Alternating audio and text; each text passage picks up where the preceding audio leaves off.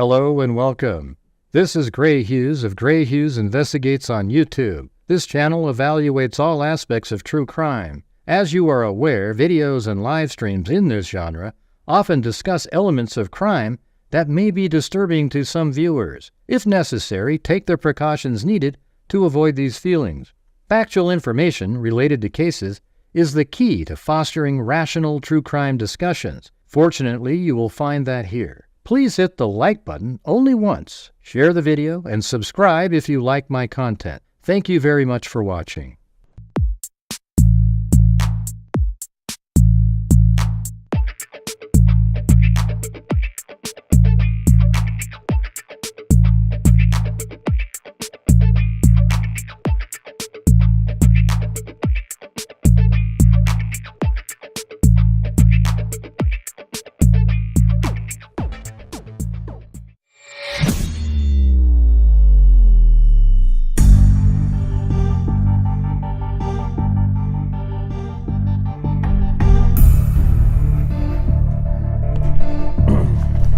What's going on, everybody?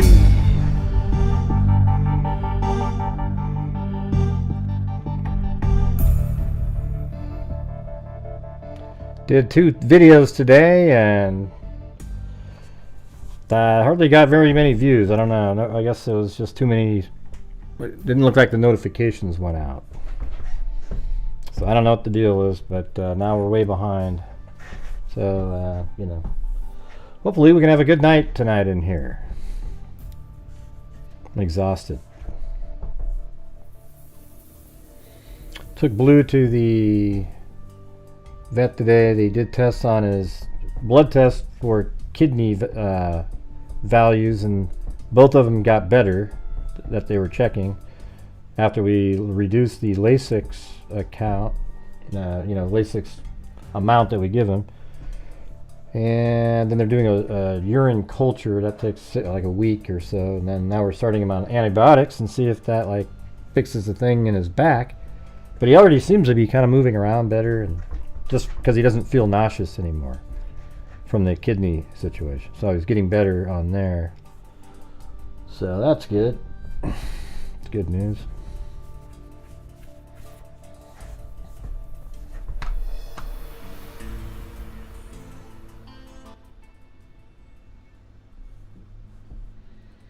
All right, 49 months. Awesome. Haven't seen you in a month or so. Let's see.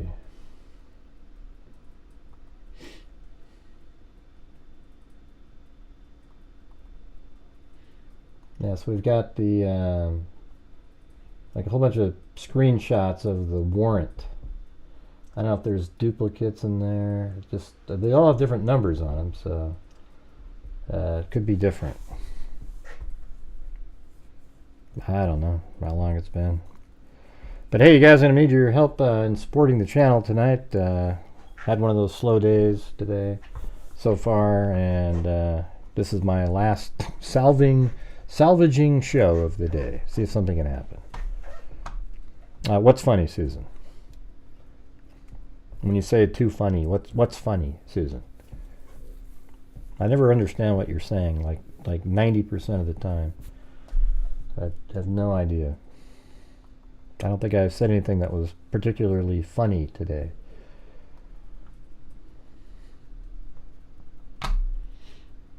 Alright, so we'll just go through these things in order, if you guys don't mind.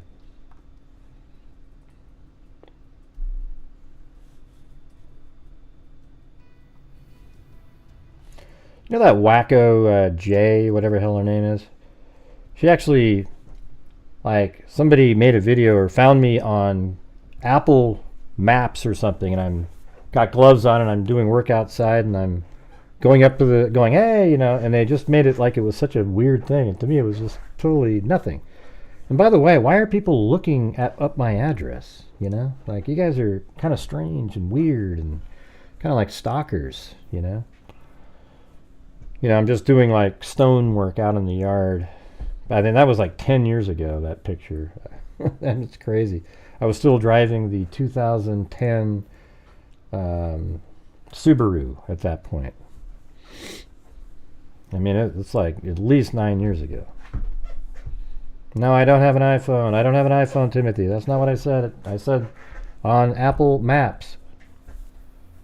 Anyways, let me go through this. I mean, that lady's a psycho, by the way. That J for Justice, whatever the hell her name is.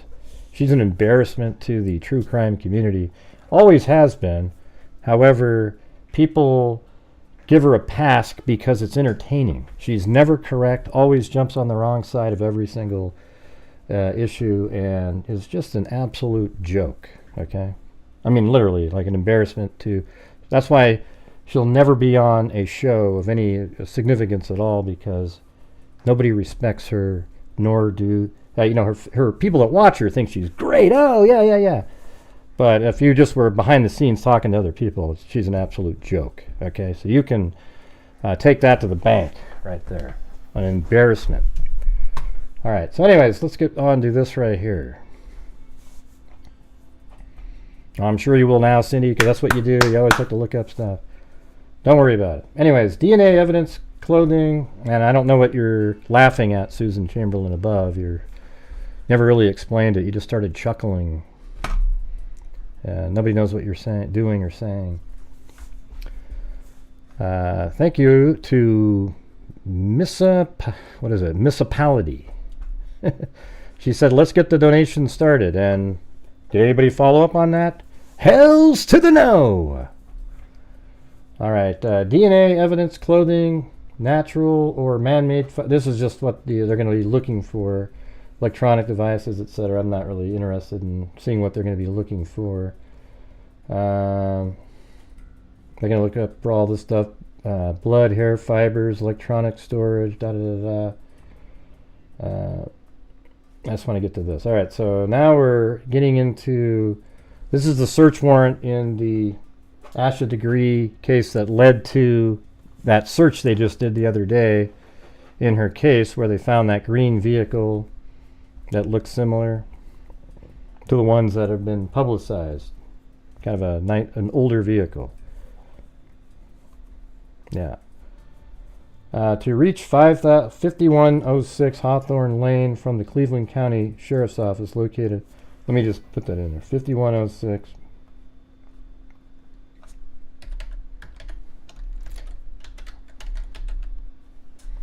I think it's right there.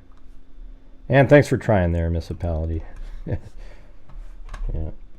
So is this it right there? 5106 Hawthorne Lane? That's weird. I wonder why that's right there. Well, I guess we need to put a pin there for some reason. I think that was one of the other properties that we saw.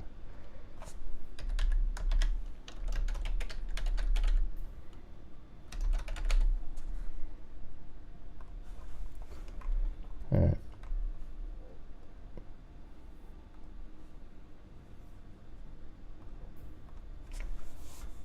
County Sheriff's Office located at 100 Justice Place, Shelby, North Carolina. Head south on... Okay, so it gives directions. The parcel number of this address is 3318 and is approximately ½ acres. Additional areas to be searched are all curtilages along with any sheds or similar outbuildings. Furthermore, to be searched are any vehicles located on the property, to include abandoned and or belonging to persons located on the property at the time of the search. Additional locations to be searched include any safes, locked boxes, locked containers, and or other locked areas. Investigators need to be able to use any force necessary to gain entry to such devices. And if your Asha Degree is, she went missing, I think right around like 2000, many years ago, and she was like 4 a.m. in the morning. Her father checked on her at like 2:30 in the morning, and this is where she lives. She walks out of the house. She's seen right around in this area at 4 a.m. and in this area between 4:10, whatever, right around in this area, and then somebody actually saw her getting into a green sort of 1970s type vehicle, really old, just kind of a older type car, and that was about it. They looked all around for years and years and years, and I think it was February 14th, 2000. Thanks, Rachel B.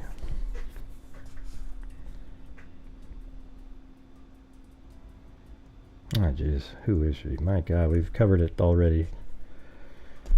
Praying the sweet baby gets justice. Yeah, so anyways, we're just going over they started searching this property over here, right there, and they pulled a vehicle out from right inside of here, a green vehicle, and it was towed away. They searched this area, and looked like there was a tent right over here that they were processing some stuff. But apparently that address we're looking at right now is over here. So, not really sure how that plays in.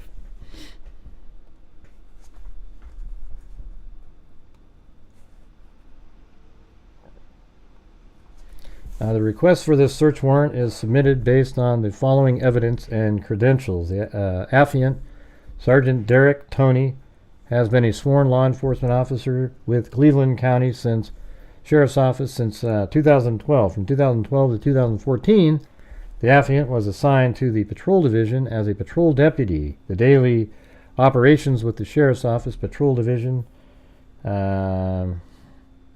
Let's just move down here. From 2016 to 2018, the affiant served as a field training officer on the Patrol Division within the Sheriff's Office. The affiant's daily tasks include the training of newly sworn sheriff deputies on state law and departmental policy. Let's see. In 2023, the affiant was promoted to the rank of sergeant and assigned to the Criminal Investigation Division. The affiant daily operations include the supervision of the investigation into crimes against persons, property crimes, and other crimes, which may include the recovery and or identification of evidence, indication on association between a suspect and victim. The affiant has an associate in applied science degree to the field of criminal justice. The affiant has over 1,800 law enforcement training hours. So they're just kind of going through, obviously it's what they do every single time, kind of like in court when they throw out all their credentials. Hey, thanks, Julie Cole. Hi, Gray. I have been quietly listening for about a month here, and no one does the work you do here. Here's a donation, and I hope many follow generously. The content and mapping is outstanding. Thank you. Wow. There you go. And so shines a good deed in a weary world. Remember that from Charlie and the Chocolate Factory? Now I feel better. Thank you. But especially look at that one part there, you guys. Hopefully many of you will follow along. Thank you. We're only got 12 days left of the month.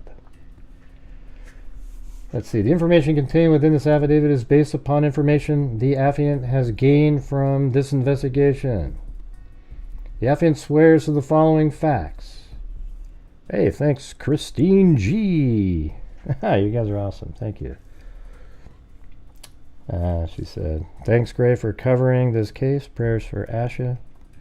Yeah, I mean, right now everyone wants to do P. Diddy. I don't know why anybody's interested in looking at the P. Diddy trial. Doesn't that stuff just bore you to tears? Like that kind of like, I don't know, man. I mean, if you guys want me to do it, I could try to do it, but it never really catches my eye. Like, yeah, I can't wait to start doing, this one. Hey, thanks, Brown Eyed Girl 714. Wow, thank you. Hey, wow, that was amazing. Julie Cole started off, Christine G, and then Brown Eyed Girl. Da-na-na-da. Actually, I have a song just for her. You, my brown eyed girl. There you go. I don't know. Well, I'll just pause for a second. So, what is the whole thing about the whole everybody like being interested in the P Diddy thing? I wasn't even interested in the person before he got arrested. It just seems like it's just so classic and typical, you know, like of in that industry. You know what I mean? So if you can tell me what makes you interested in that, maybe I'll try to look at it differently. I just have a hard time. Thank you, Karen.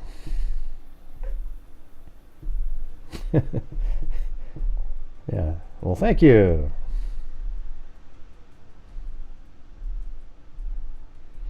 Yeah, Susan, you always treat me like okay. Listen, see, this is what I'm talking about, Susan. This is what I'm talking about. I don't have a clue what you're talking about. You came in and started laughing at nothing. There was nothing humorous said. So I asked you what you were laughing about. See, I've always thought you were kind of a behind-the-scenes troll, you know, to be honest with you. You send emails that are a little weird, too. I have no idea what you're saying in them. Sorry. That's all I can say. So you're not interested? All right, cool. All right.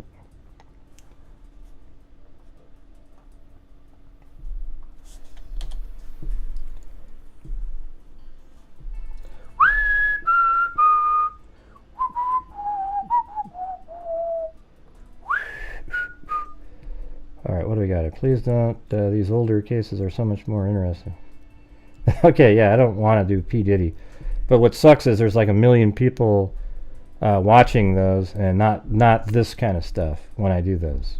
You know, so it's sort of like, All right, cool. Yeah, no, that makes sense to me. I mean, I feel the same way as you, Linda Howell. All right. Anyways, let's get on to this right here. And all I'm saying with Chamberlain up there, I don't know what her deal is. She comes in and starts laughing and then writes things I don't really understand what she's saying and just kind of throws me off.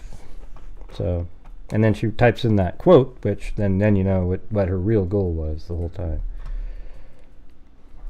Yeah, it's a creep. All right, so you guys ready here? The information received during the course of this investigation is discussed in this affidavit and is believed to be true and accurate by Sergeant Derek Toney of the Cleveland County Sheriff's Office. So here we go. Oh, by the way, they found the body of the Kentucky shooter that was on the run. You know, we covered it for a while. And I guess there was like this small little YouTube channel that smelled some decomposition, walked into the woods, and then they filmed on a live stream the body sitting right there. And it's just, there's nothing really to it, just you see legs, and it's kind of strange, pretty wild. All right, so he's probably been dead the entire time. Yeah, maybe circling buzzards, and then they smelled something, and let's see.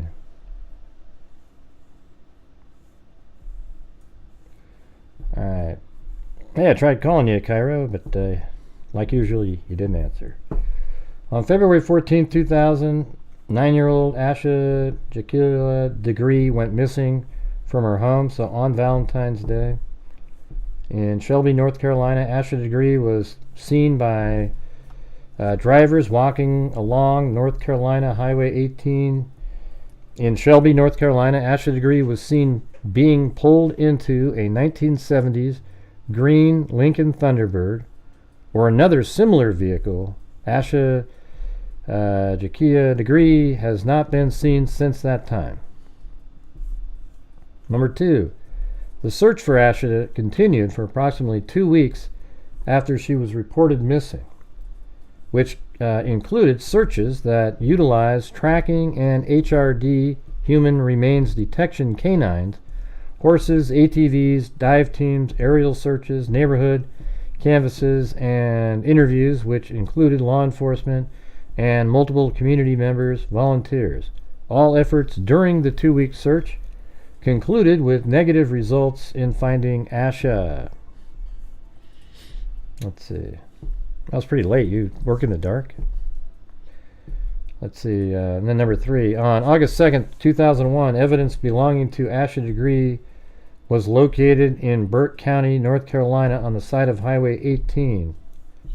So like 16 months later, approximately 21 miles north of where Asha Degree was last seen, a construction crew working in the area located the evidence, double-bagged it, black garbage bags, and turned it over to the Cleveland County Sheriff's Office.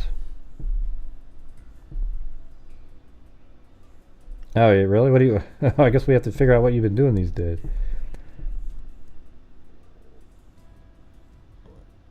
Yeah. Yeah, I don't know. Yeah, maybe. It never does that, though, Zozo. You know, even if there is a connection politically to everybody, it never makes it that far, just like in the Epstein, you know. We know various people were flying on his planes, and we don't get to ever have the answers to those questions. So I don't think the odds of it leading to anything outside of any importance will be found in that trial. But anyways, I just want to do this case right here. Let's see. So it says, numerous items of evidence were collected from the area, some having been identified as belonging to Asha Degree, and other items not belonging to Asha Degree. And I was just, Zozo sent me some sort of like, there's a picture of another black girl that was found with her stuff. I was kind of wondering if that was used to actually like, hey, come with me. There's a person like catfishing, you know. Like, so I mean, even though it was way back then, maybe she was being catfished at the time. Let me see if I can find, yeah, this one right here. So apparently it says, please share, do you know her? This picture was found with some items of Asha Degree. She has never been identified. This person right here. So this was found with her items, but that's not, you know, it's not Asha Degree herself, and it's just some other picture that was there. So maybe that was used to help lure her somehow. Don't know.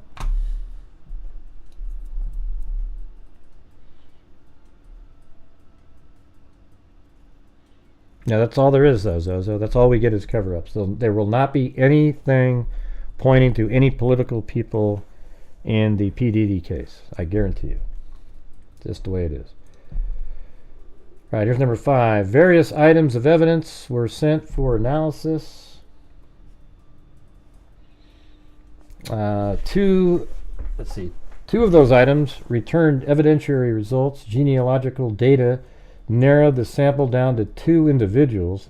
Wow. One sample belonged to Russell Bradley Underhill. Well, that's interesting. Another sample belonged to hereditary family member of suspects Roy Lee Dedmon and Connie Elliott Dedmon. Well, that's interesting too.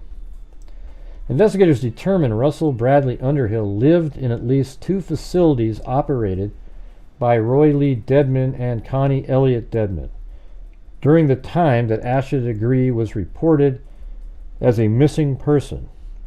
Russell Bradley Underhill was discovered deceased in Lincoln County in 2004.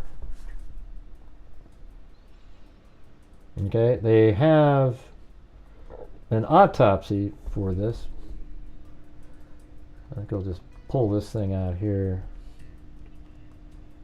Yeah, so he had scratches on his back. Underhill did.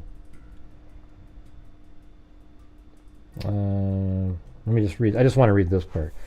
This case involved a 56-year-old white male. Subject was last seen on Christmas, it sounds like, at approximately 6 p.m. Let's see. Sub-rented something in an apartment and had several caregivers and counselors that kept in contact because I guess he had drug problems. Subject due to past substance abuse problem. Subject was also a former Vietnam veteran. Subject's caregivers reported that subjects had been let's see. something by another. Oh wait, threatened by another client. So he'd been threatened by another client in previous days. Said he was going to kill him. Subject was found slumped over his couch. Large amount of blood was noted from nose. No other injuries were noted except for old scars, Vietnam injuries per counselor. Police did not find any evidence of homicide or unusual circumstances. Dr. Jason and Baptist Hospital will do something like an autopsy. Will sign out as sign out as something until results are available. So who knows how this guy died, Fatal injury activity unknown. I mean, it's kind of strange that he just dies. It was in the living room. And I guess it wasn't a couch, so it was in the living room. It was in an apartment.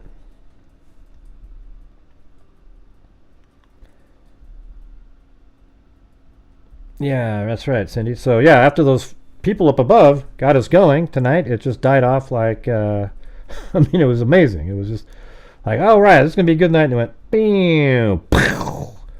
So if you're out there and you're able to help support the channel, that would be great. Got 12 more days left in the month. Just trying to make it, keep on going. Major findings at autopsy for this 54-year-old Caucasian man, Russell Underhill, included focal, severely stenosing coronary artery disease of the left interior descending coronary artery. So it sounds like he had heart issues. The liver was fatty and the lungs were markedly it sounds like he was in bad shape, but he had scratches on his back and a lot of blood coming out of his nose. And I don't know if they ever really said, like, what did they conclude at the very end?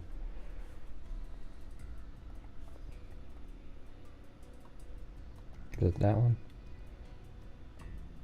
Was found slumped over the couch. He had a history of prior substance abuse. Currently, medications included atenolol. God, what the hell? I knew what that meant. Actually, atenolol. That's something for your heart, like arrhythmia, I think. Let me see. Atenolol.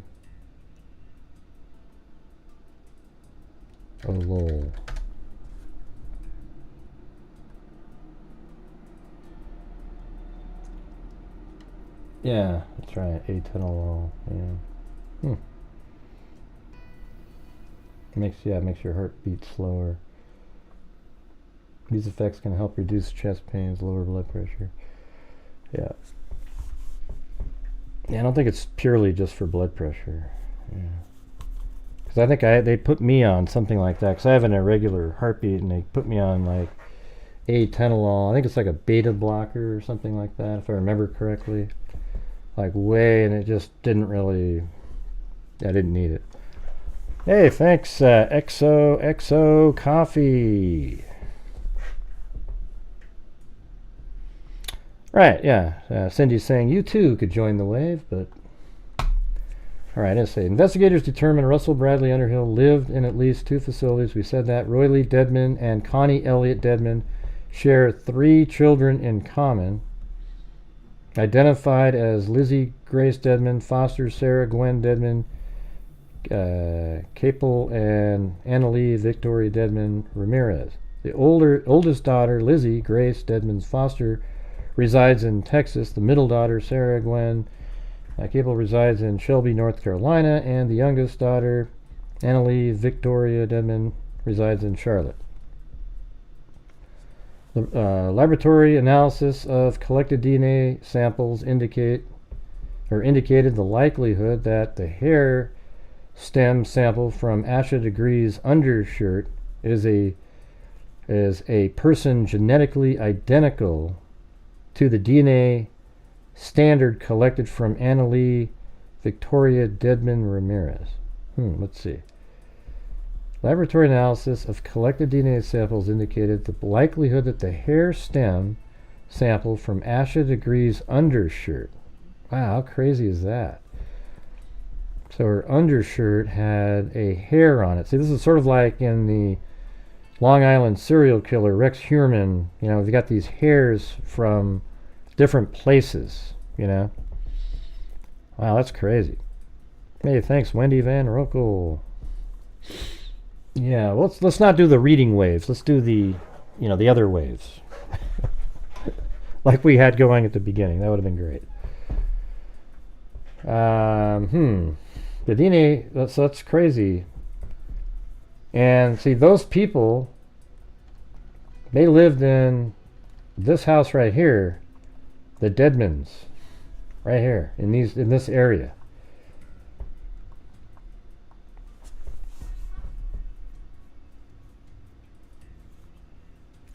And what did he say up here? So it was right up here. Annalie and the youngest daughter. So maybe the other kids were already out of the house at that point. Yes, any kind of wave helps, but not when you follow the first one. Thanks, Karen.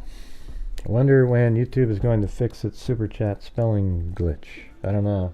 I can't even give, I have YouTube working on, I can't even gift memberships on my own channel. How stupid is that? And I can't even gift it on any channel. I can't do it. It doesn't work. It does this little clocking thing. Thanks, Lanky Tor. Gray covers all cases. Please email Gray directly. That's right. That's right. Let me see that part again. It was just there was a hair found on Asha Degree's undershirt. Apparently, they had that somewhere in one of these, you know, item find locations, I guess. But the hair from Ramirez could easily just been in a vehicle that was used to transport Asha. Yeah, maybe even sat in the same seat in the car, something like that. Hey, thanks WNC Granny and M. Jordan Jarding and Lanky Tor. Let's see. Anna Lee Victoria Dedmon Ramirez is a hereditary family member, daughter of suspects Roy Lee Dedmon and Connie. So they're suspects. Interesting. I thought they were cleared. His attorneys said that anyways. Suspects Roy Lee Dedmon and spouse Connie Elliott Dedmon currently reside at separate residences. Oh, that's why the other one. From one another. The residence on 5106, that's probably her, belongs to Connie. There you go. Connie Dedmon's family prior to the time of Asha Degree's disappearance. All right, so let's get that on the map here. So Connie lives right there. So I love going through these probable cause things. It's awesome. This is how you figure out what the hell's going on in a case. Hey, thanks WNC Granny, and thanks everybody for helping support the channel. Appreciate it.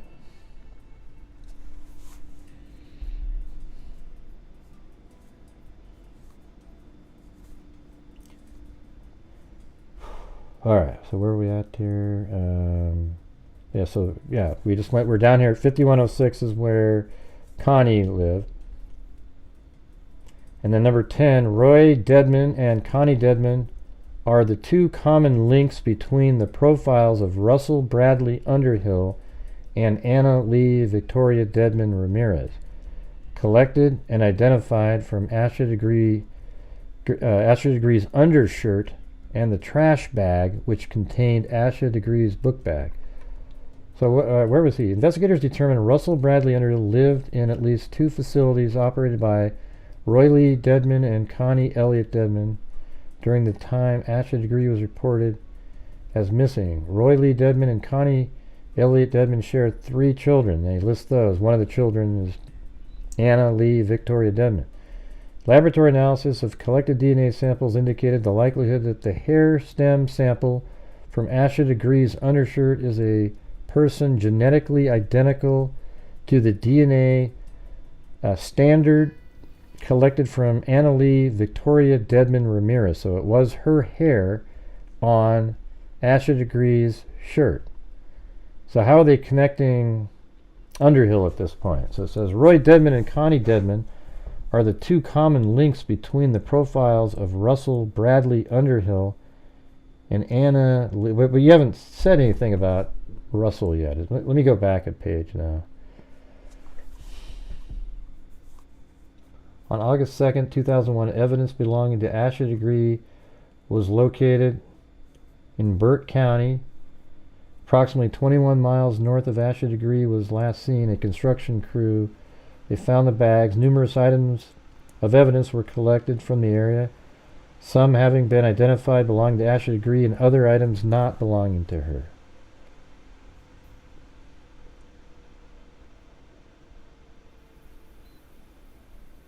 Okay.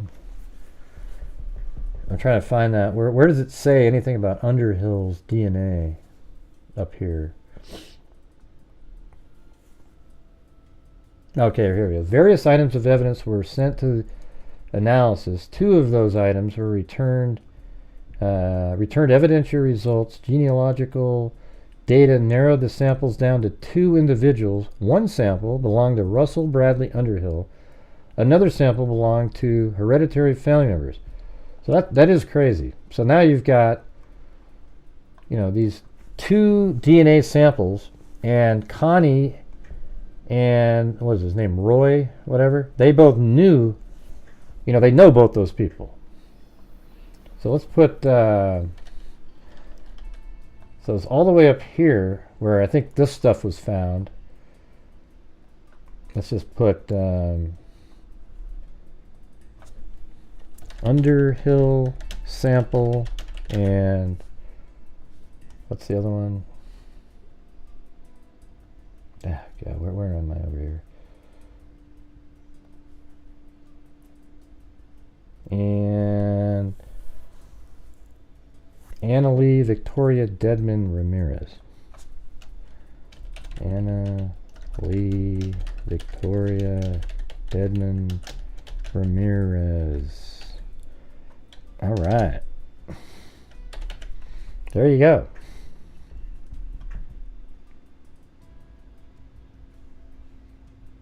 Well, how come? This is really simple. I was just trying to find. So basically, if we just look at it, the map version of what I just said is back in 2001, they found a bunch of items belonging to her. And inside those items, they found Underhill's DNA and a hair belonging to Anna Lee Victoria Dedmon Ramirez, who is the youngest daughter of Connie and I think his name was Roy Dedmon. And they lived right here. This is where they were doing all those searches. Right there, because the 2 DNA samples that they found are both connected because that individual Underhill lived on some properties owned by the Dedmons here. So Underhill lived on those properties that owned by the Dedmons, and their daughter's hair was on the shirt of Asha Degree. That makes sense? I mean, that's pretty crazy right there. Now, does it mean that Underhill was using a vehicle owned by the Dedmons that had a hair of Asha Degree in the car when he abducted Asha Degree, and then one of the hairs of Ramirez got onto the shirt of Asha Degree, and then it was found later? Or do the Dedmons have something to do with all this, right? That's kind of what they're saying. Does that make sense, everybody? Just want to make sure. What do you mean, what? Jesus, God. Hello. Let's get some comments back, everybody. Let's get some comments back. We got to keep a flow going here. Does that make sense? Yeah. It's like talking to a brick wall. Roy Dedmon and Connie Dedmon are the 2 common links between the profile of Russell Bradley Underhill and Anna Lee Victoria Dedmon Ramirez. They must have done genetic genealogy on those.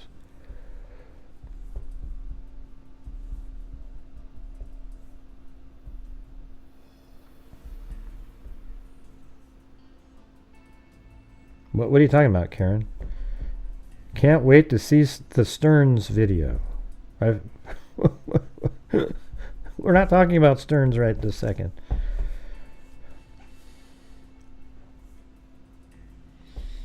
Right. And then 10, Roy Dedmon and Connie Dedmon are the two common links. Number 11, interviews were with known associates of Roy Dedmon and Connie Dedmon indicate the Roy Lee Dedmon family have no connections or ties to Asha Degree. Right. Number 12, on May 23rd, 2023, so that's just last year, investigators conducted an interview of an employee at Cleveland County Social Services. The employee informed investigators they were employed at DSS in 2000 and were able to confirm Underhill residency in Cleveland health care during a number of visits to the facility. Let's see. The employee informed investigators they were employed at, like Department of Social Services in 2000 and were able to confirm Underhill's residency in Cleveland health care during a number of visits to the facility in January of 2000. So Asha went missing February 14th, 2000. The employee recalled Roy Dedmon being involved in Underhill's care in February of 2000 and informed investigators they were told Roy Lee Dedmon would send his 16 to 17-year-old daughter, Lizzie Grace Dedmon Foster, to transport patients in an unreliable vehicle to and from Broughton Hospital in Morgantown, North Carolina. So maybe it's possible that Lizzie Grace Dedmon could have transferred Ramirez, the other sister's hair, to the vehicle. So this unreliable vehicle. This is nuts, you guys. Hope you guys are following along. This is one of those crazy ones. 13. Investigators obtained Underhill's medical records. Documentation. Well, let's see what I have. I actually have where he was living. It says he lived in Charlotte. Right over here. In this building. I wonder what this is. Is this like a care facility or what is this thing? It said 1993 though. I don't know what this is. Maybe it's a store he worked at, or I don't know. Well, let's see if I go up in the air, and should have right there. Oh, it's a roof above. Oh, it's a homeless shelter. There you go. Boom. That's crazy. So he actually lived in this thing. Right there. So that makes sense, right?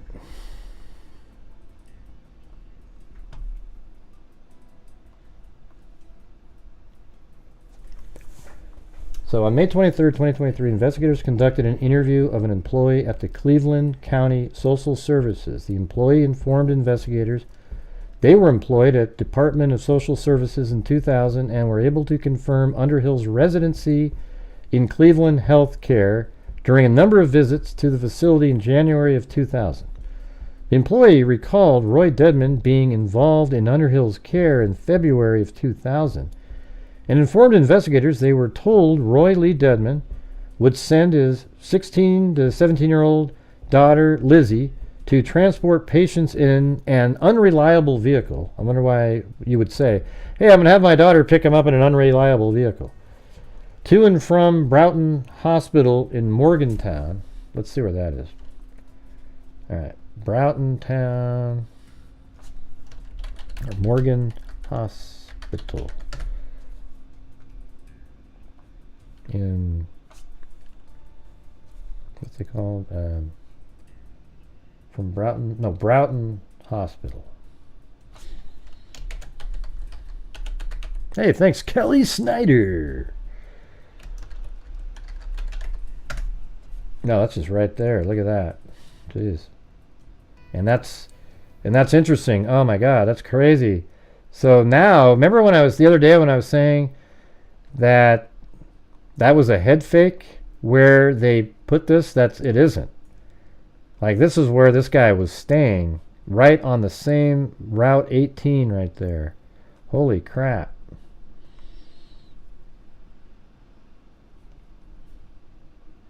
And it looks like they're rebuilding something, but I'll just put it right there.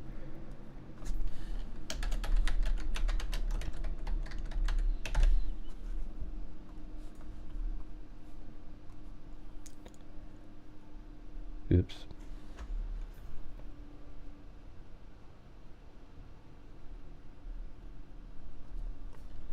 And we'll say Russell State was there. And that was in 2000.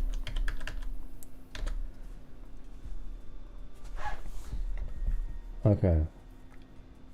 Was transport patients in an unreliable vehicle to and from Broughton Hospital in Morgantown, North Carolina. 13. Investigators obtained Underhill's medical records, documentation dated June 4th, 1999, noted Connie Elliott Dedmon as administrator, wow, for Cleveland's healthcare, and documented directions on medication administration for Underhill. Medical records verified Underhill resided at Cleveland Healthcare on January 24th, 2000. Is there a place still called that? Are you guys following along here? It's pretty easy. Cleveland Healthcare. Well, let's see. Cleveland, there's more down here. So now there's Cleveland County Health Department. Cleveland, I don't know if they still have Cleveland Healthcare. Don't know. I'll just get rid of that. So investigators obtained Underhill's medical records, documentation dated June 4th, 1999. So this is like 10 months before the disappearance of Asha Degree. Noted Connie Elliott Dedmon, administered. And isn't that interesting, because his daughter, her daughter, Connie's daughter's hair was on Asha Degree's shirt. Okay, so just keep that in mind. And then also when they found other stuff related to Asha Degree, Russell had, or Underhill had his DNA in those items. So somehow a vehicle that was used to transport Asha Degree, at least at the bare minimum, was owned by the Dedmons, I would say. So a vehicle that the Dedmons owned had Asha Degree in that vehicle at some point. Hey, thanks, Tracy Harrison Sass. Great respect for your hard work. Well, thank you. Let's see. Where are we at here?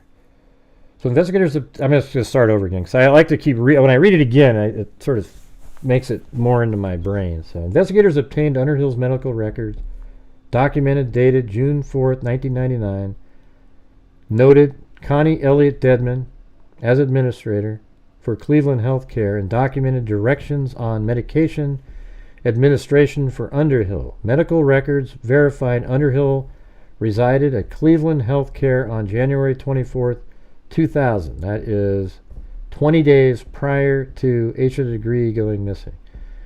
And June 19th, actually it's, yeah, that is. And then in June 19th, 2000. Further medical records indicated Underhill school resource persons listed as, wow, look at that. So further medical records indicated, or let's see, let me do that again. Records indicated Underhill school resource person listed as Roy Lee Dedmon, dated June 19th, 2000. A document from Gaston, Lincoln area mental health screen form documented Underhill's residence as Cleveland Healthcare, dated June 19, 2000. A Gaston, Cleveland, Lincoln Medical Health Care Service consent form documented Roy Lee Dedmon as Underhill's emergency contact, date unknown. An additional medical record indicated Roy Lee Dedmon as Underhill's emergency contact, dated June 18th, year unknown. Jesus. So these guys are very connected. So again, on Asha Degree is a hair that belonged to the Dedmon's daughter, last name Ramirez, now, and Underhill, somebody that they had great connections to. So then you wonder, okay, how does that happen? I guess if you knew what items they were, but what it means is that at the very least, a vehicle that transported Asha Degree that would likely have DNA from Underhill and DNA from Ramirez would be in that car at some point, and that would have got on her. But it could be, it's more than that, though. That's the thing. It's like, at the very least, she was in a vehicle belonging to the Dedmons, right? I mean, unless you're going to say that Underhill had a car and he drove Ramirez around in it. Doesn't it make more sense that it was the Dedmon's vehicle? That's crazy. Wow.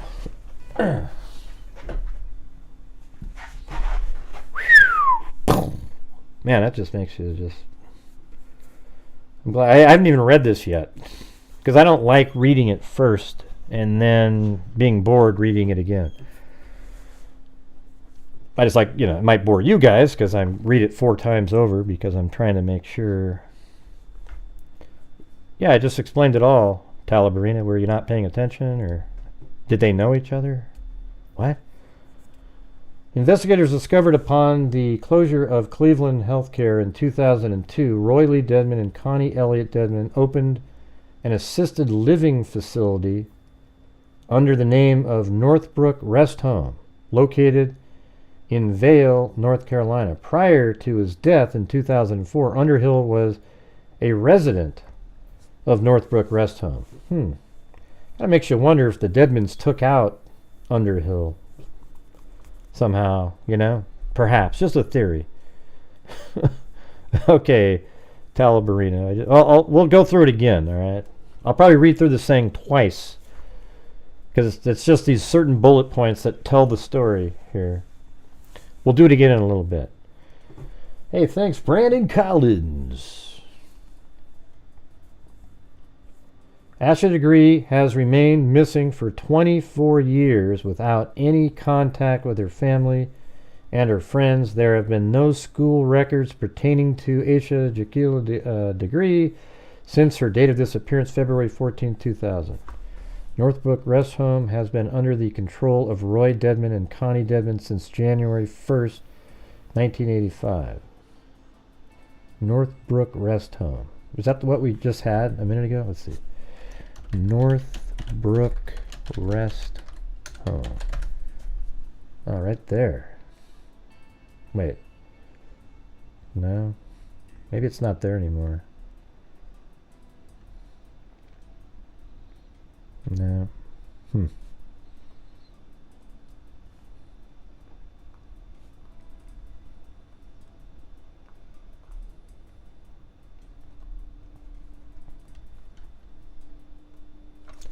Asha Degree's book bag and clothing, wrapped in 2 sealed black plastic garbage bags, were located along Highway 18 South near Morgantown, North Carolina, 17 months after Asha Degree was last seen on February 14, 2000. And so that's why we have that pin way up here. So I think Morgantown, let's see, where is Morgantown? Yeah, so this is the town of Morganton right there. But it was right in this area. We figured it out on one of the other shows that it was right in this spot. So that's where it was located. Aren't you guys finding this pretty interesting? I mean, this is the shit that I like right here. I mean, if I could do every single show doing this kind of, having these types of documents, it'd be amazing. Let's see. So, Asha Degree's book bag, clothing, wrapped in 2 sealed plastic garbage bags were located along Highway 18. And that was 17 months after she went missing.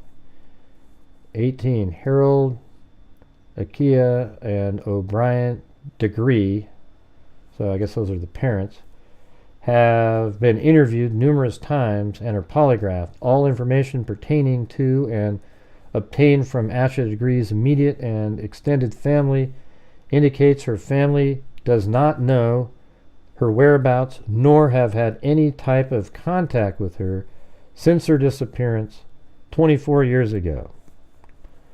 Hey, welcome, Dejected Smiles. I don't know if I should be depressed reading that name. Dejected Smiles. Dejected Smiles. All right, well, you don't have to have Dejected Smiles in here, okay? Based on technological advancements, social media platforms, and genealogical innovations, information can be obtained from anywhere in the world. These breakthrough concepts make communication to and verification of individuals to any verification of individuals virtually probable. No communication and or verification of Asha Degree or her whereabouts have been made since February 14, 2000. Based on these findings, investigators believe Asha Degree is a victim of homicide with her body concealed. 21. On February 14, 2000, the ages of 3 common Dedmon children would have been Lizzie Grace Dedmon, 16, this is at the time, Sarah Dedmon, or Caple, 15 years at the time, and Anna Lee, 13 years of age. That's the Ramirez. That's the youngest. Due to the ages of Roy Dedmon and Connie Dedmon's 3 daughters in the year of 2000, investigators believe adult assistance from Roy Dedmon and Connie Dedmon would have been necessary in the execution and or concealment of the crime. Why is that? Why would they be necessary in that? I don't get that.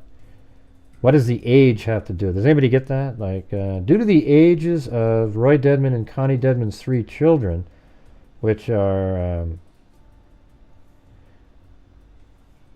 well, so up above it says their 3 children are 16, 15, and 13.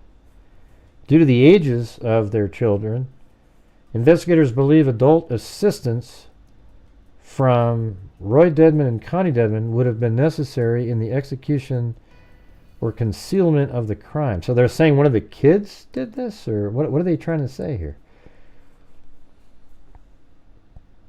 I don't really understand that at all. What does that even mean? Like, due to the ages. So you're saying that one of the kids did something to her and one of the parents would have had to help? I think that's what they're implying here. You know? That is what they're implying.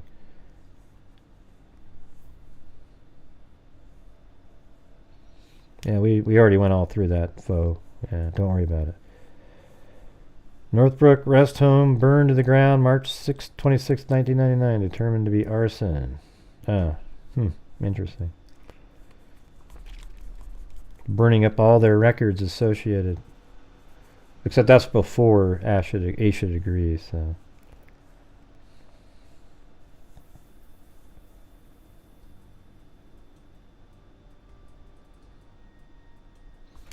Yeah, just don't mention that idiot in here, Beth. I just mentioned it earlier because she made this whole thing just laughing because I'm on Street View or something with gloves on doing rock work outside.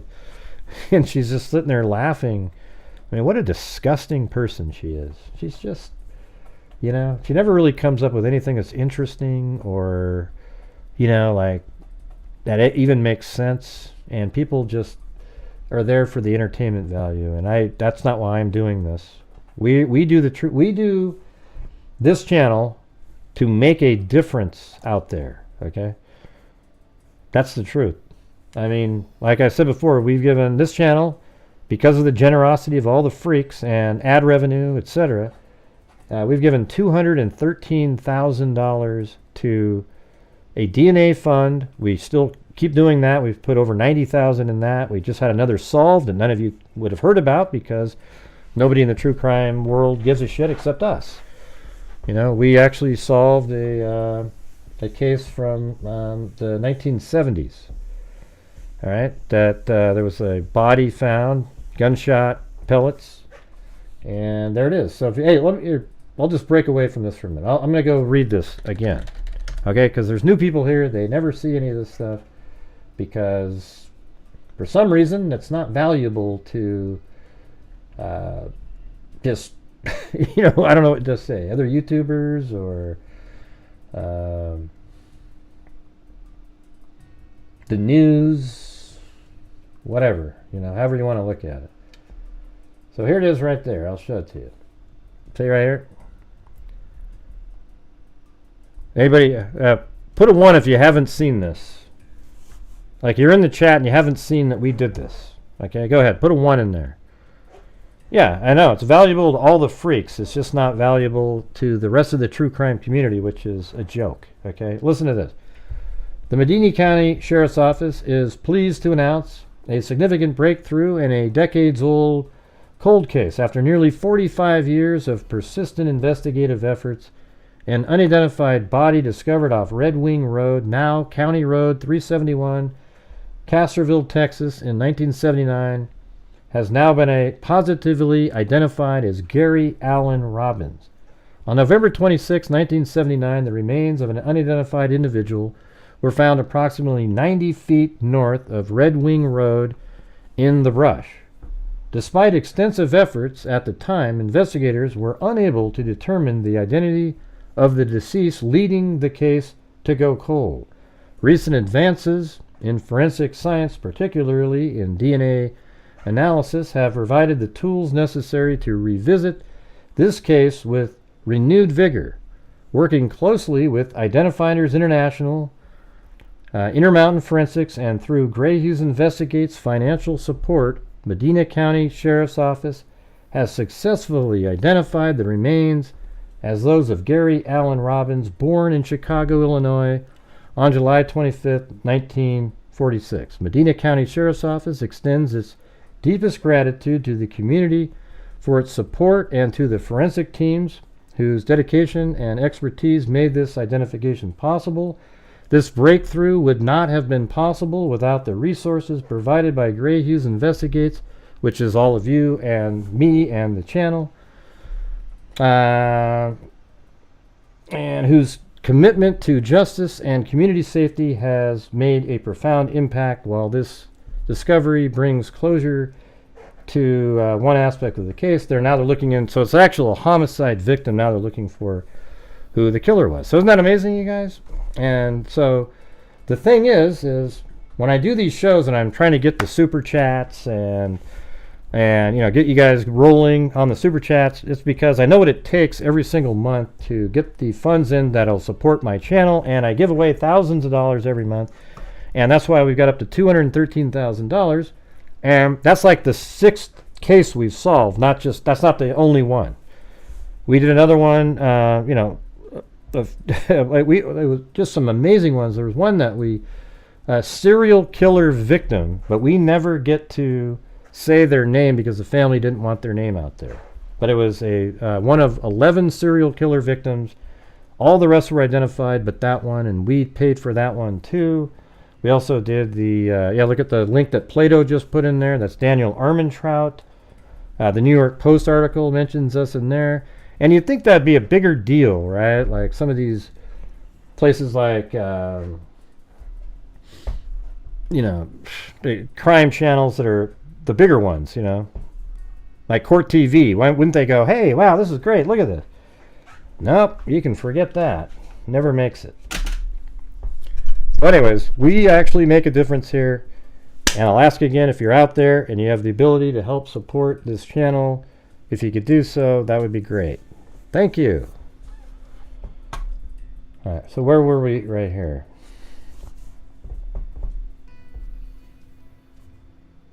Yeah, I don't get this age thing, you know. So in February, what they're really implying is that one of the kids did something and the parents had to cover up that. That's what they're saying.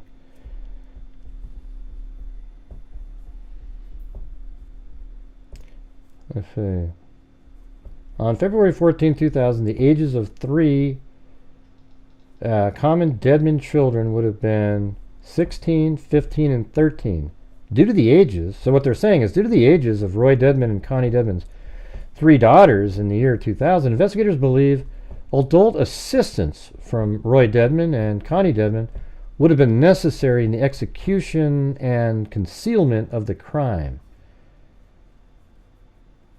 I don't get it. Like, what do the kids have to do with anything?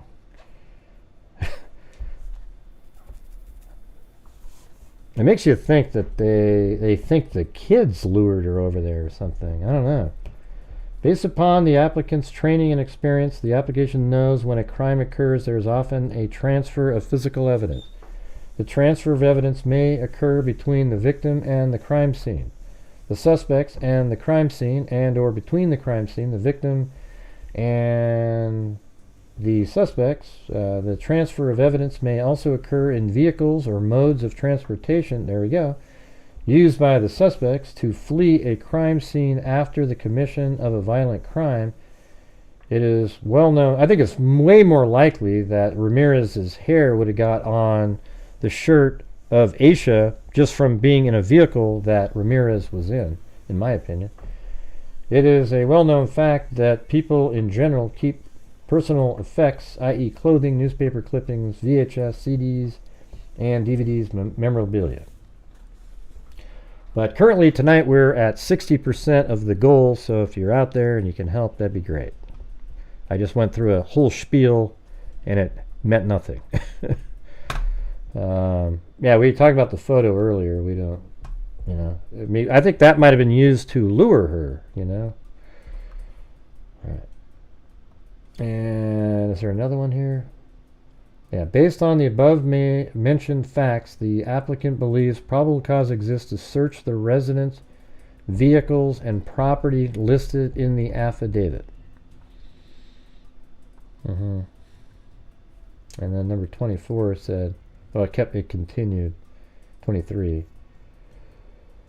It is probable and likely personal effects belonging to Asha Degree, along with other forensic and or trace evidence relevant to this investigation, will be located at the residence of 5106 Hawthorne Lane. Probable, huh? That's interesting, because that's not even, I don't even think they were searching there that day. I didn't see them anyway. I mean, we didn't see any. Weird how it's all surrounded. Like one house that's surrounded by tons of trees.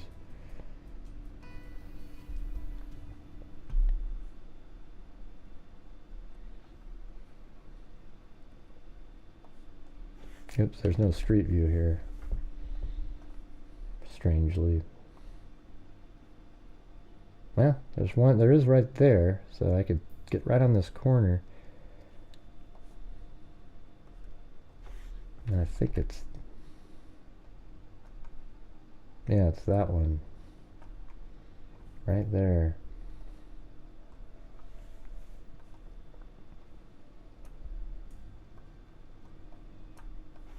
Yeah, let's do the Google Earth historical.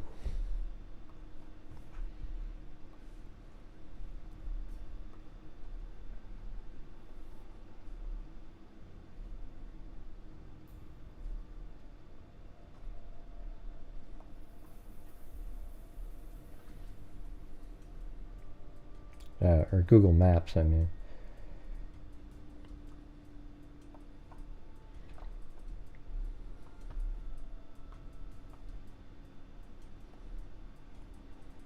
That's 2016.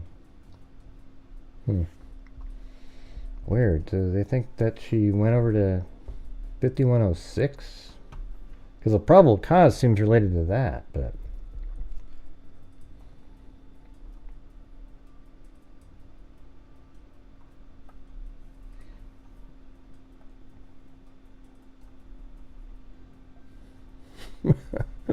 What happened, you guys? We had a nice little roll going tonight, and it just died on the vine. No particular reason. Nobody knows.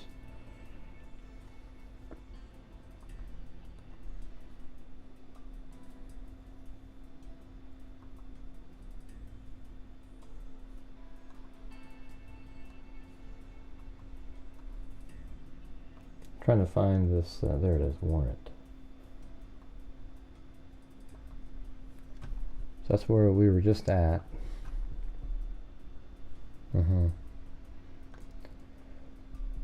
Search warrant, flash drive, digital camera, floppy disk, CDs. Thanks, Michelle H. 20 officers with authority and jurisdiction to conduct the search authorized by the search warrant. Yeah, I mean, I like just reading where there's like factual. So that looks like the same. Okay, now this has pictures here. Okay, they're pointing, that's her house. I think that's the one we were just looking at, the 5106. I think it's kind of like, let's look at it. Like this in the picture. I think that's it. I don't know. Yeah, maybe right there. Yeah. So that's something like rolling. I don't know. That picture is not working for that. Hey, thanks, Brandon Collins. Just imagine if the backpack had not been double bagged up. No trash bags, then no uphill, yeah, and no 18 months of... I wonder why you would bag it up like that. Why not just sort of put it somewhere where nobody can find it?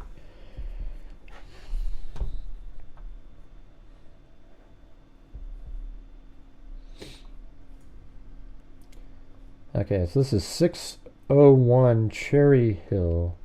Okay, so that's that one. Let's see where that is. I think that's more up where that other search was. 601 Cherry Hill Road.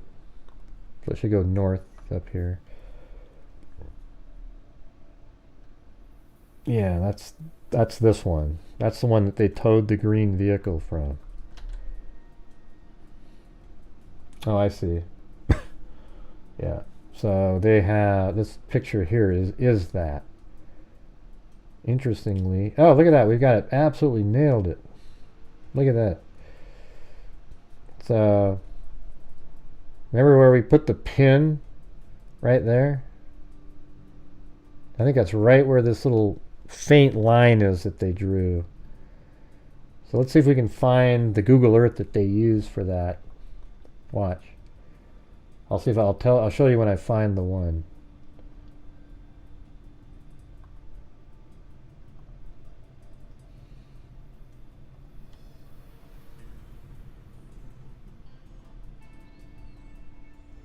And they might have taken just their own shot though too. Don't know. Okay. Yep. So they have that tree, this one right there, see that one right there, that's right here. Then it looks like, I guess if we just use like that building right here is this one. So you go across from there, that would put you here. And then just a little bit further up, so you're right there, and then you go up a little bit. And I guess there's that building is this one. And yeah, just right in this area where we have that pin where the tent was. That's pretty crazy, right?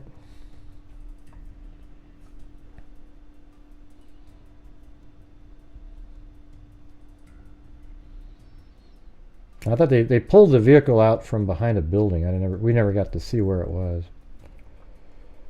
To reach 601 Shelby, North Carolina. Okay, we got that. Oops. Yeah. For 1 mile, turn left. They're just telling people how to get there. You search, are any vehicles located on the property to include abandoned and or belonging to persons located on the property at the time of the search. Additional locations to be searched include any safes, locked boxes, locked containers, and or any other locked areas. Investigators need to be able to use any force necessary to gain entry to such devices. Investigator Christy Weaver with the Cleveland County Sheriff's Office has been employed since May. Okay, this is just their CV. So this is another thing. Alright, hopefully this is different information.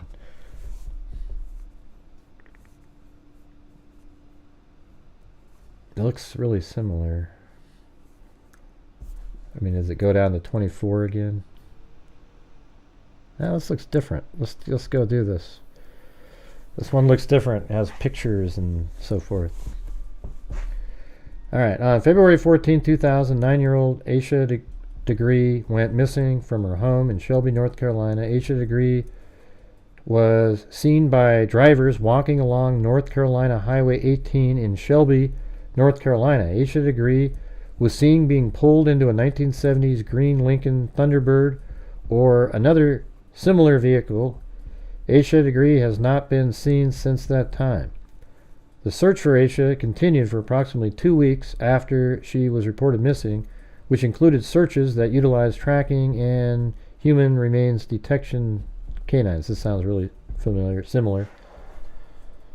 Let me go to the next one. On August 2nd, 2001, evidence belonging to Asha Degree was located in Burke County, North Carolina, on the side of Highway 18, approximately 21 miles north of where Asha Degree was last seen. A construction crew working in the area located the evidence, double-bagged in black garbage bags, and turned it over to the Cleveland County Sheriff's Office. Numerous items of evidence were collected from the area, some having been identified as belonging to Asha Degree and other items not belonging to Asha Degree. Well, I should have put that on the screen. That's what Brandon said a minute ago.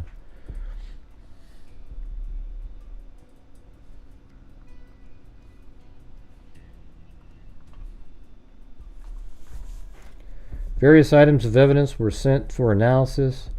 2 of those items returned evidentiary results. Genealogical data narrowed the samples down to 2 people. That means they used investigative genetic genealogy to identify 2 unique individuals. 1 sample belonged to Russell Bradley Underhill. Another sample belonged to a hereditary family member of suspects Roy Lee Dedmon and Connie Elliott Dedmon. Investigators determined Russell Bradley Underhill lived in at least 2 facilities operated by Roy Lee Dedmon and Connie Elliott Dedmon during the time Asha Degree was reported as a missing person.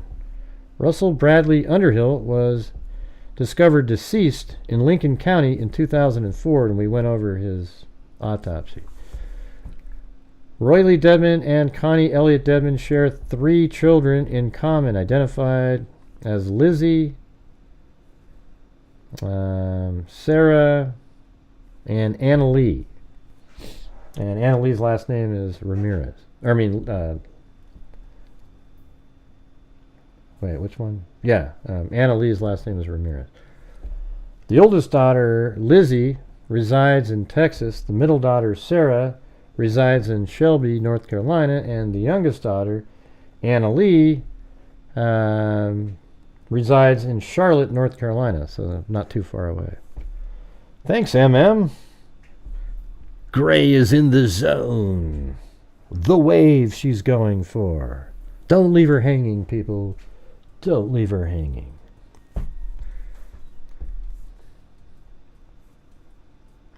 Laboratory analysis of collected DNA samples indicated the likelihood that the hair stem sample from Asha Degree's undershirt, so a shirt she had underneath an outer shirt, is a person genetically identical to the DNA standard collected from Anna Lee. That's the 13-year-old at the time.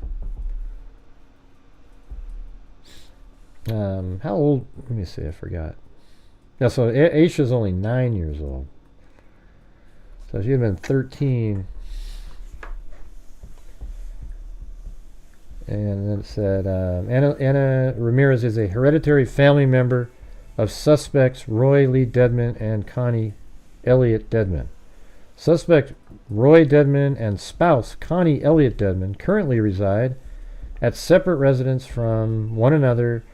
Records indicate that Roy Lee Dedmon and Connie Elliott Dedmon owned and resided at the property located at 601 Sherryville Road when Asha Degree was discovered as missing. All right. So they both lived there at the time.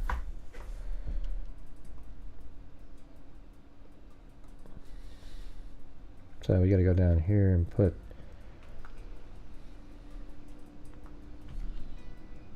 so Roy and Connie Dedmon. Is it Dedmond? Yeah, just Dedmon.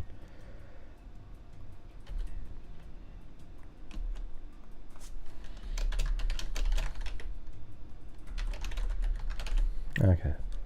So they were there at the time that Asha went missing. Both of them. No wonder that's an interesting place. I was kind of wondering about that. Asha Degree has remained missing for 24 years without any contact with her family or friends. Thanks, MM, for the shot. But man, the waves these days, they stop on the first wave. So it's really just sort of a, what do you call that? I'm not even sure. Asha Degree has remained missing for 24 years without any contact with her family and her friends. There have been no school records pertaining to Asha Degree since her date of disappearance, February 14, 2000. Asha Degree's book bag and clothing wrapped in 2 sealed black plastic garbage bags were located along Highway 18 South near Morganton, North Carolina, 17 months after Asha Degree was last seen on February 14th, 2000. So like the, I think it was, yeah, Brandon set up above. If that they hadn't double wrapped that DNA would probably be toast at this point.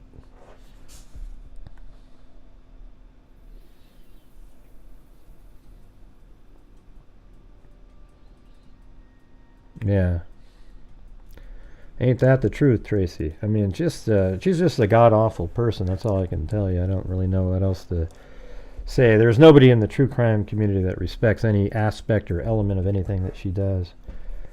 It's just the reality, you know. She probably goes home embarrassed every night. Right. So anyways, let's we're on now. It's Asha Degree book bag and clothing wrapped in 2 sealed black plastic garbage bags were located along Highway 18 South near Morganton. And that was 17 months after she went missing. Harold, Akila, and O'Brien, the parents of Asha Degree, have been interviewed and they've been cleared. Based on technological advancements, social media platforms, and genealogical innovations, information can be obtained from anywhere in the world. These breakthrough concepts make communication to and verification of individuals virtually probable. No communication and or verification of Asha Degree or her whereabouts have been made since February 14, 2000. Thanks, MM. You're saving yourself for the big wave. Yeah. Based on these findings, investigators believe Asha Degree is a victim of homicide with her body concealed. On February 14, 2000, the ages of the 3 common Dedmon children would have been See, this part's just weird to me. They'd have been 16, 15, and 13. And then it says, Roy Dedmon and Connie Dedmon are the two common links between the profiles of Russell Bradley Underhill and Anna Lee Victoria Dedmon Ramirez. So this one didn't make that same leap that the other one said. That's interesting. They didn't put that next sentence in there that didn't make any sense.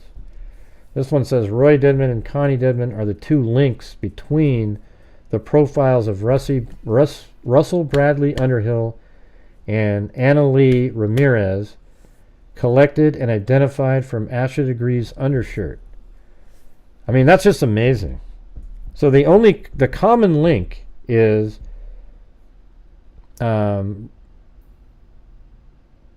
Russell, right? So Underhill and the Ramirez, the youngest daughter. So it doesn't necessarily mean that Underhill has any connection at all. I guess it depends on where the swab was or something.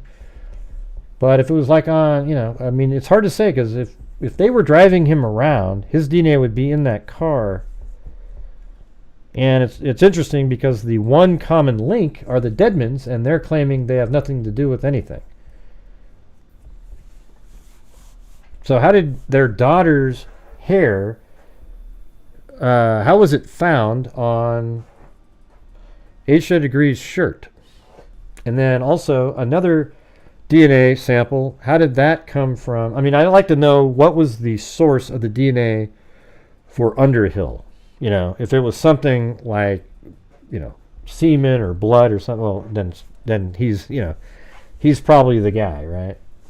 If it's touch DNA, then it could easily have been transferred onto her body just by her being in the back seat of the Dedmon's vehicle. Because remember, she got into a green vehicle and they towed away a green vehicle that looked very similar to the one that they've been looking for years, right at that time.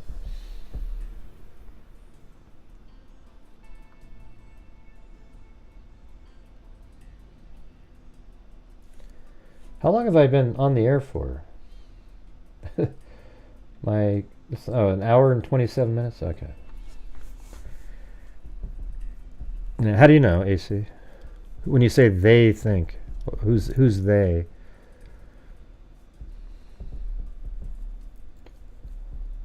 Let's see. On September 10th, 2024, Sarah Gwen Caple was interviewed.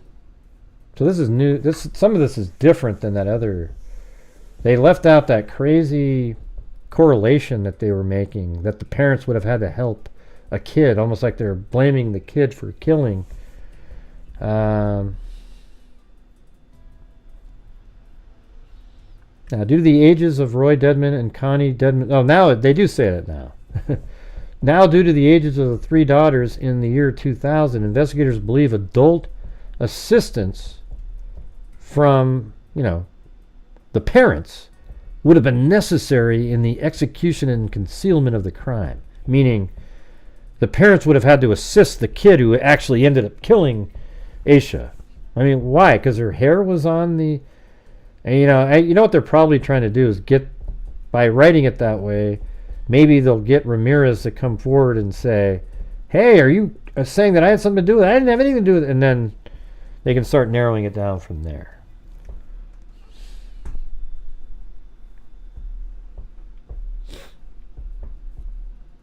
On September 10th, 2024, Sarah Gwen Caple was interviewed at her residence about this case. Sarah Gwen Caple said she drove an AMC Rambler, so this is new, when she was 16, given to her by Roy Lee Dedmon.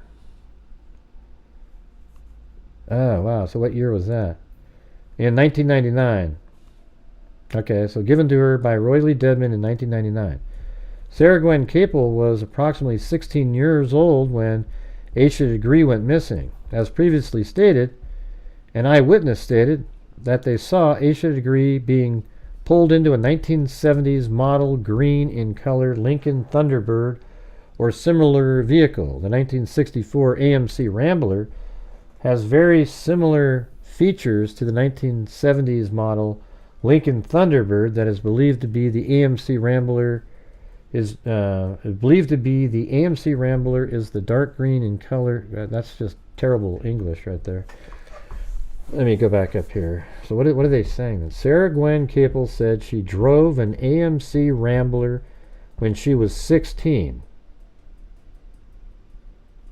And it was given to her by Roy Lee Dedmon in 1999. Okay, well, if it was given to her in 1999, how is it associated with 2000? Sarah Gwen Caple was approximately 16 years old when Asha Degree went missing. As previously stated, an eyewitness stated, they saw Asha Degree being pulled into a 1970s model green in color Lincoln Thunderbird or similar vehicle. The 1964 AMC Rambler has very similar features to the 1970s model Lincoln Thunderbird that is believed to be the AMC Rambler is...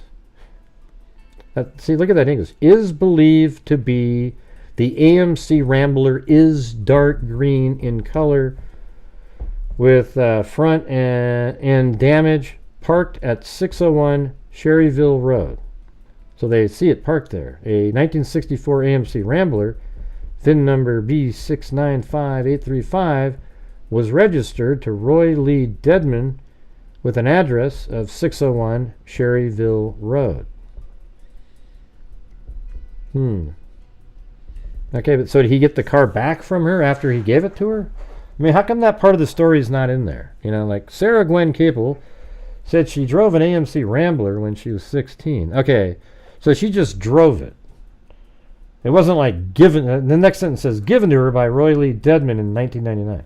You mean like she was just allowed to drive it? She didn't own it. It was still Roy Lee Dedmon's vehicle.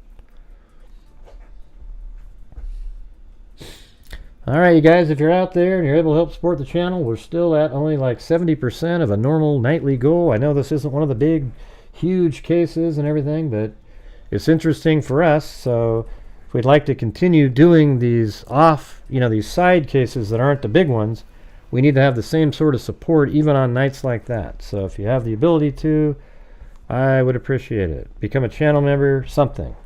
Like Karen right there, who just gifted 5 memberships. To Bama Cat, Julie Cole, Lighten Strike, Catherine Sealer, and Christine Hawkins. Hey, thank you so much there, Karen. See? She's not one of the Karens that are... Man, what a tragedy that word Karen for the people that complain all the time. For people that are normal Karens, right? Man, this is nuts. And guess what? I don't know if you guys saw this on the other night when we were doing this, but you know, it makes you wonder then, because when we were looking at that one satellite image from right in here, I think. Let's see. Go back in time. I think you can see a green vehicle parked in there. Well, shit, you could definitely see something right there. Look at that. See? That's where they were towing that vehicle from behind over here. So I don't know if that's it, but we'll keep going. 2011. Now look at this right there. See? That actually looks like that vehicle. This is 2011. You see that right there? And that's green and it's on the property. What do you guys think? Do you think that's the Rambler right there? I think if you go back a couple, I think that one might be too. Just pulled around the side of the building.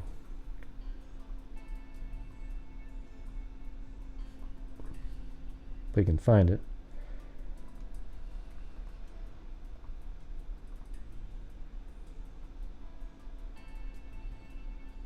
I don't know if that's a car or what that is back there, but that definitely could be the same thing, whatever that is. You know, later years, that's 2016. And then 2011, it looks smaller though, you know, like that's, I don't know, it's hard to say. But I think that might be it right there for sure. sitting there all those years. All right, we made it to 80%. Very cool, very cool. And I'll tell you what, if we get another, well, I can't. You know what? I wish I could donate the 5 memberships, but I can't do it. That sucks. They're fixing my account. I don't know what's wrong with it, but I can't donate. I wonder if it's part of my, like, I got to clear my cache or something on Chrome, but it doesn't work on Firefox either, so I'm not sure.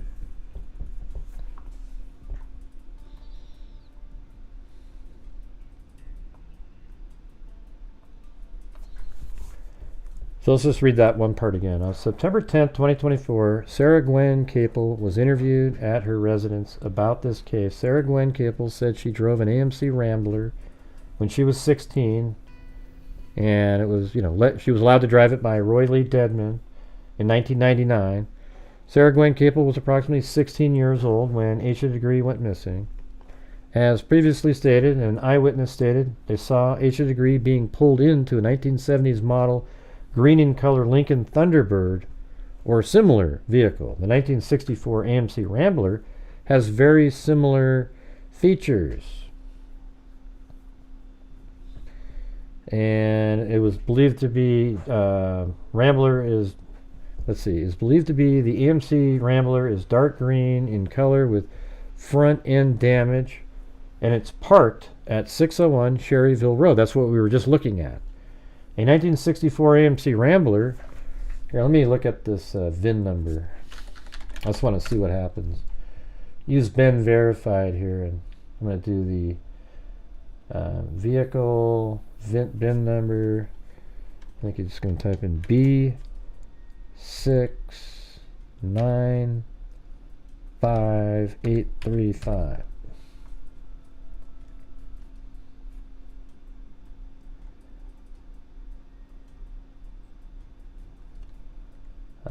Did it find it? Did I type that right? B695835. Yeah, it doesn't. I guess I don't have access to that part, but didn't have it. I have a paid Ben Verify, but not the highest end one. It looked like it was in the system there. All right, photo of vehicle located at 601 Cherryville Road. Here we go. So there it is, like in between. So that absolutely seems similar to the one that we saw that was kind of back there in 2016.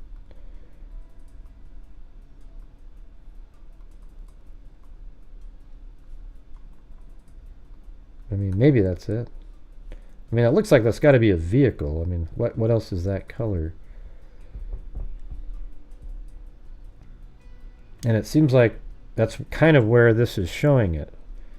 Like, look like maybe there's a house underneath that tree there.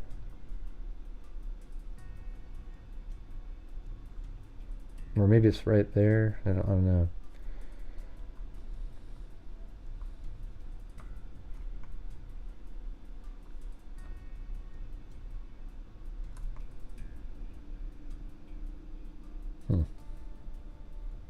Get that green in there.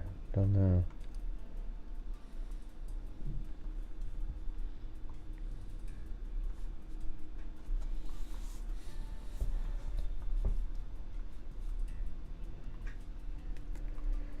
On September 11, 2024, investigators approached 601 Sherryville Road and spoke to current occupant Jeffrey Spencer. He has lived at the residence for approximately 5 years.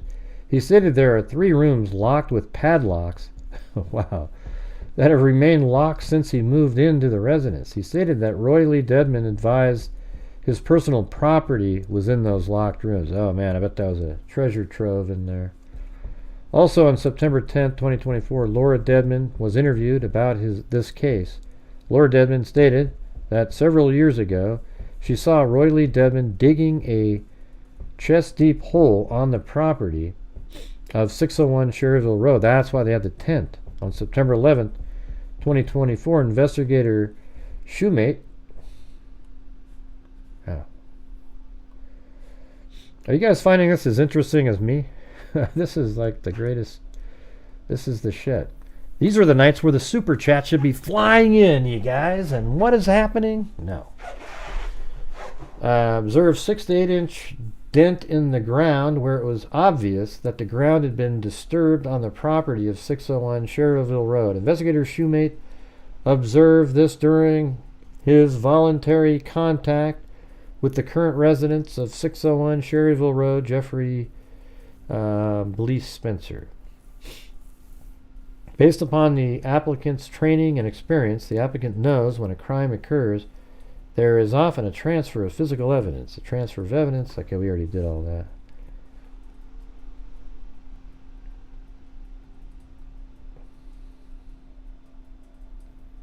No. And what is this? Oh, that's the directions again.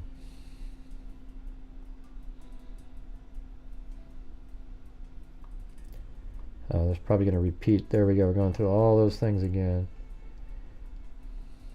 That's the same. Yeah.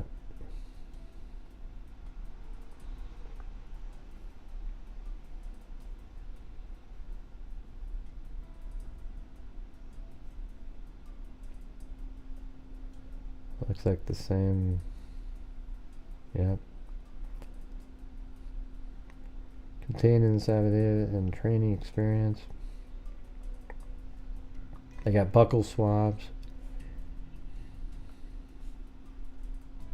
There's a guy's face. It looks like that's somebody's shirt there. I don't know.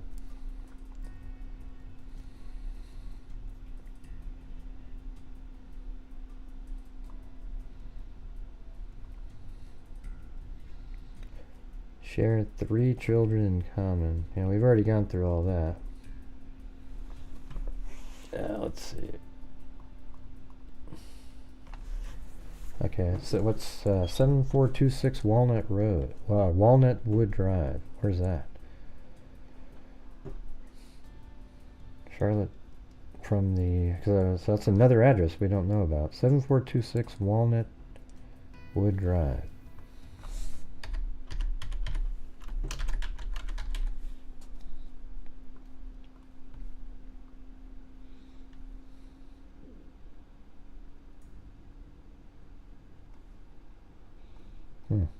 Interesting.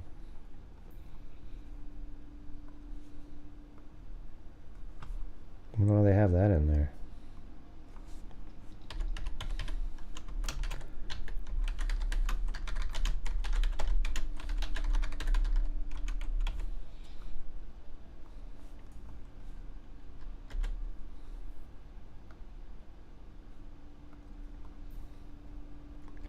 The residence is a multi-story structure with white siding and black shutters. The driveway utilized for this residence is located off Elm Tree Lane. Additional areas to be searched are all curtilages along with any sheds or similar outbuilding. So is that what we have here? So that's the driveway over here. That's what they were talking about.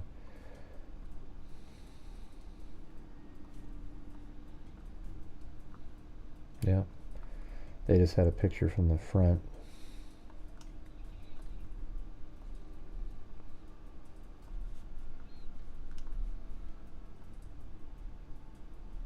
Yep, there you go.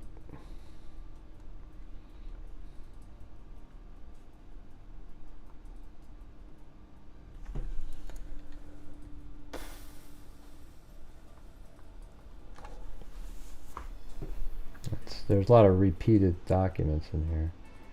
I've already gone through that many times.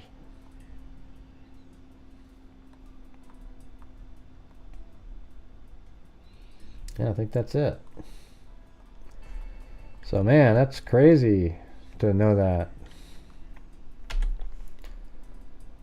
That all, you know, so when they found those bags back in 2001, I think in July or August or whatever it was, and 2001. Inside that bag had DNA from a guy named Underhill who died in 2004 that the Dedmons were associated with.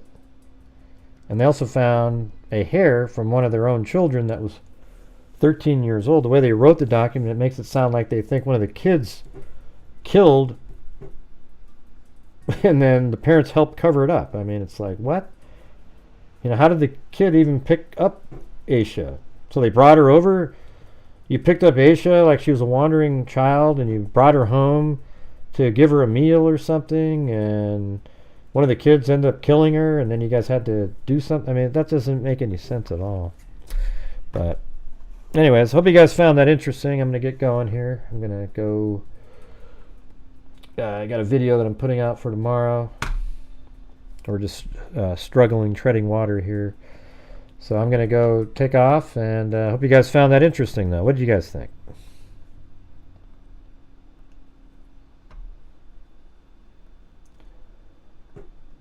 Yeah, sounds like there's... I would say the Dedmons definitely know what happened to Asha Degree.